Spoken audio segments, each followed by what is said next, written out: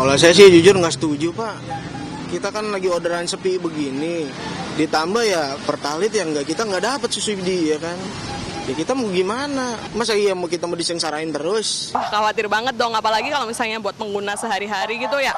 Untuk misalnya nggak boleh pakai subsidi kan pasti harganya akan naik ya. Nanti kalau misalnya harga naik kan berarti ongkos kami buat ke kantor kan berarti juga harus ada pembagian biaya lagi. Aduh, jadi kurang setuju ya. Takutnya tarif ojek online-nya malah naik. Kan beban juga tuh kita sebagai pengguna ojol. Jadi repot, jadi naik lah. Kebutuhan juga jadi naik semuanya gitu. Itu tadi suara dari masyarakat di mana tidak hanya pengemudi ojek online saja yang merasa resah. Para pengguna juga merasa resah karena kalau misalnya mereka tidak bisa mengisi BBM Pertalite atau subsidi, artinya akan ada kenaikan biaya bagi mereka para penggunanya. Kita juga langsung melanjutkan dialog dengan Mas Edi. Mas Edi, tadi sempat disampaikan oleh Mas Bima yang mengatakan jumlah UMKM itu kan tidak sedikit begitu ya, 64 juta. Nah, artinya kalau memang klasifikasi dari ojek online ini masuk UMKM, semuanya juga akan menyatakan bahwa UMKM itu juga berhak begitu kan? Ya, mungkin tidak seluruh UMKM itu bergerak di bidang transportasi seperti ojek online ya. Jadi mungkin banyak yang bergerak misalnya di bidang makanan, minuman, ya di bidang mungkin membuka warung dan lain-lain yang tidak membutuhkan asupan BBM Pertalite. Ya, jadi itu mungkin menjadi pembedanya. Kedua, ya UMKM yang lebih banyak itu ketergantungannya tidak pada Pertalite tetapi pada hal yang lain yaitu LPG 3 kg yang juga disubsidi dan juga subsidinya tidak tepat sasaran. Gitu. Nah, tetapi kembali lagi kepada teman-teman ojek online yang jumlahnya kalau saya tidak salah mungkin 4 juta sekarang ya, Pak. Iya, iya. Lebih ya, lebih besar ya. Lebih ya. Nah, ini merupakan sektor informal yang menyerap tenaga kerja besar. Jadi saya merasa bahwa tentu itu membutuhkan perhatian khusus dalam artian bahwa ya sekarang ini mereka menikmati BBM Pertalite subsidi itu ya itu adalah bagian dari kegiatan mereka yang esensial sehari-hari. Tanpa adanya kegiatan untuk mereka kemudian berkeliling dengan BBM yang hari ini masih dianggap ekonomis, ya tentu akan menyulitkan. Industri saja sekarang meminta kepada pemerintah harga bahan bakar gas dengan harga bahan bakar yang sudah bukan subsidi tetapi harga bahan bakar yang disesuaikan. Itu industri, apalagi yang UMKM. Jadi kami mendukung ya bahwa UMKM, ojol ya itu tetap diberikan kesempatan untuk memberi Pertalite bersubsidi itu. UMKM yang bergerak yang membutuhkan moda transportasi misalnya katakan aja mobil sayur gitu ya mengangkut sayur tentu itu boleh membeli ya. Tetapi ya kembali lagi kalau nanti kategorinya nanti kita tetapkan berdasarkan aturan bahwa nanti misalkan diberikan batasan CC kendaraannya ya nanti itulah diberlakukan. Apakah nanti kemudian secara teknisnya itu nanti pada akhirnya misalnya masing-masing yang berhak membeli BBM Pertalite itu nanti diberikan apakah barcode atau tanda pengenal tertentu? Edi, untuk yang dibicarakan ini skema-skema seperti ini sudah ada atau baru mau akan dikaji? Kita sudah membahasnya beberapa kali ya, terutama dengan BPH Migas yang memang mengatur masalah penyaluran BBM bersubsidi ini diantaranya. Jadi berbagai skema secara teknis untuk penyerapan di lapangan, termasuk juga penyalurannya yang saat ini juga sering kita dengar di media, penyalurannya melalui pemberian langsung. Jadi subsidi itu tidak diberikan kepada produknya, tetapi kepada penerimanya. Itu. Jadi katakan saja kita sudah memberikan daftar, memiliki daftar siapa saja yang kemudian berhak atas subsidi, mereka kan nanti akan mendapatkan. Dan itu subsidi. lebih tepat sasaran. Lebih tepat sasaran karena berbasis data, tinggal kita mengakurasikan datanya. Memang itu akan ada risiko, ada yang mungkin tertinggal, tidak ikut di dalam datanya. Tetapi saya kira sebagai tahap awal, bagaimana kita kemudian bisa menata subsidi itu agar lebih tepat sasaran, jadi supaya langsung diterima oleh yang berhak dan kemudian mengurangi penggunaan oleh mereka-mereka yang tidak berhak selama ini, yang jumlahnya justru jauh lebih besar daripada yang berhak, itu melalui subsidi tepat sasaran langsung ditransfer kepada penerima. Mas Edi, plus minus dari mekanisme yang ada saat ini apa saja?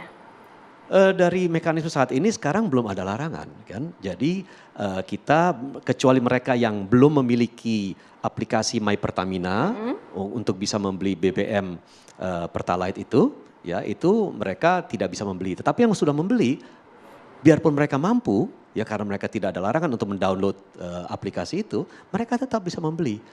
Bahkan mereka bisa membelinya juga hanya ada batasan volume. Tetapi tidak ada batasan satu keluarga mungkin kalau udah mampu punya 3 mobil, tiga-tiganya memiliki aplikasi My Pertamina bisa tetap membeli. Gitu. Baik, Nah, kita itu tanyakan kepada Mas Igun ya. Mas Igun, mengenai skema apa yang sudah disampaikan oleh Mas Edi, apakah memang skema ini menurut Mas Igun sendiri sudah tepat atau perlu lagi lebih dibaguskan gitu agar lebih merata?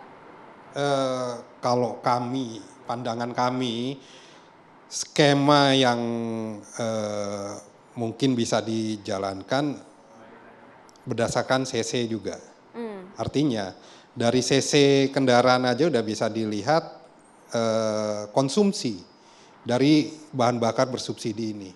Pastinya kalau CC sudah baik itu roda 2 maupun roda 4 dan lainnya, kalau CC-nya sudah besar ya konsumsinya pasti akan lebih besar juga.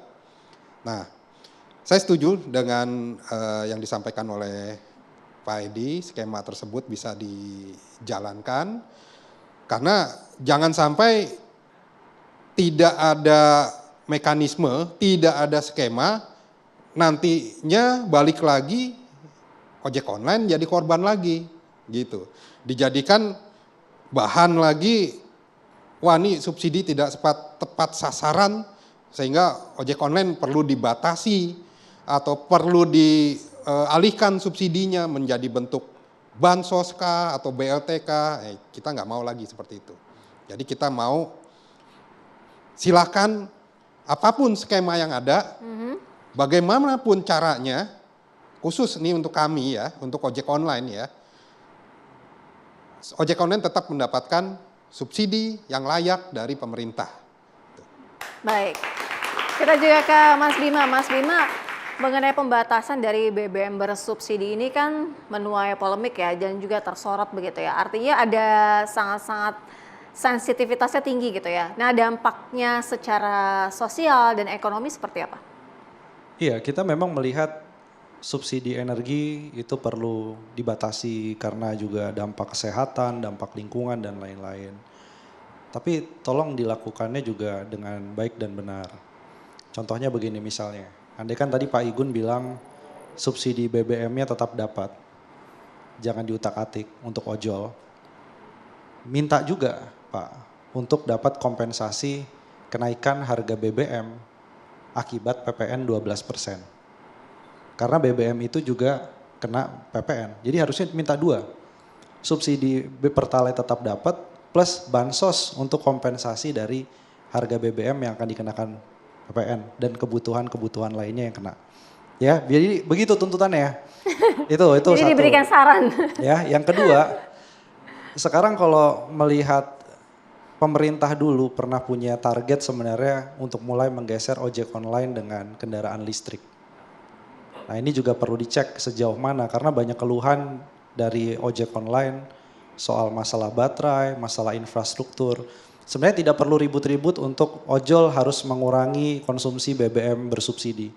Itu secara alamiah kalau porsi dari kendaraan atau motor listriknya itu berhasil. Artinya kualitas motor listrik lebih baik daripada motor BBM. Ngantri BBM itu lebih menyulitkan daripada nuker baterai di charging station. Itu kita nggak perlu ribut soal masalah ojol dapat subsidi atau tidak untuk Pertalite. Karena secara alamiah dia turun. Nah ini pertanyaan besar. Kendaraan listrik ini adalah sebuah proyek yang terkesan jalan di tempat. Produsen sudah mulai mengeluh, insentif diberikan besar juga ternyata nggak merubah pola transportasi umum kita juga. Nah, ini kan harusnya dievaluasi. Jadi untuk itu sebelum mengarah kepada kita ke transportasi publik di luar ojol yang masih pakai BBM atau ojolnya berubah menjadi kendaraan listrik, sebelum mengarah ke sana, maka ojol tetap harus dapat perlindungan. Karena saya tambahkan bukan 4 juta orang, tapi 4 dikalikan 4. Karena ini akan menanggung 4 orang anggota keluarga termasuk dirinya sendiri. Berarti ada 16 juta baru driver ojol yang dipertaruhkan, 16 juta orang beserta keluarganya. Belum kurir-kurirnya, UMKM dan lain-lain yang punya dapur-dapur yang menjual produk makanan minuman, itu ekosistem ojek online sudah sebesar itu. Nah, jadi ini tolong diperhatikan gitu ya. Tapi tadi saya setuju untuk mengurangi ketergantungan kita pada energi fosil. Tapi caranya dilakukan dengan baik dan benar. Itu yang menjadi salah satu kritiknya. Dan kemudian kalau mau diuji coba ditukar menjadi bantuan sosial, ojol tuh jangan dijadikan kelinci uji coba dulu. Justru yang lain-lain, yang pengendara pribadi yang di luar dari ojol, tes dulu misalnya di Jabodetabek selama 3 bulan. Berhasil nggak itu? Berapa tingkat kemiskinannya naik? Berapa daya beli yang kemudian bisa terkompensasi dengan BLT langsung? Kalau itu nggak berhasil mungkin ada mekanisme lain. Tapi tolonglah, ini kan yang dikejar-kejar ini sekarang kan menengah rentan, pemakai-pemakai transportasi begitu ya. Sekali lagi, kebocoran-kebocoran BBM yang besar-besar itu kakap semua itu, penghematan subsidinya berapa itu. Dan kan itu nggak ada jadi fokus ketegasan. utama ya, bukan pembatasan terhadap ojek online dalam membeli Pertalite ya. Betul, di perbatasan kita karena pintu masuknya banyak, itu berapa yang di tengah laut itu melakukan transfer BBM secara ilegal. Itu kan maksudnya itu klasik tapi nggak pernah diselesaikan dengan tuntas. Nggak pernah tuntas ya. Tapi yang begini kan di depan mata enak, datanya di aplikator dan lain-lain, ini yang jadi sasaran. Itu yang kita nggak lihat fair. Baik, nanti kita juga masih akan lanjutkan. Pemirsa tetaplah di Indonesia Business Forum. Kami segera kembali usai jeda.